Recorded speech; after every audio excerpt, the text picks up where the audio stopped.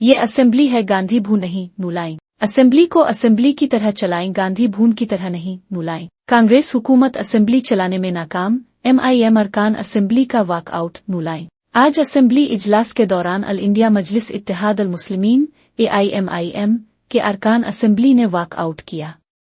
MIM के अरकान का कहना था कि कांग्रेस हुकूमत असेंबली को दुरुस्त तरीके से चलाने में नाकाम हो चुकी है और इसे गांधी भून की तरह चला रही। उसके बाद भी ऐसा करे तो कैसा सर? फिर आप माइक भी नहीं दे रहे सर। अगर ऐसा करना है बोले तो सर ठीक है सर, हम अंडर प्रोटेस्ट कि this government is really failing to conduct the house and stopping the questions, changing the questions, not giving the answers, and really killing the democracy and this house, sir, on the protest of this, sir.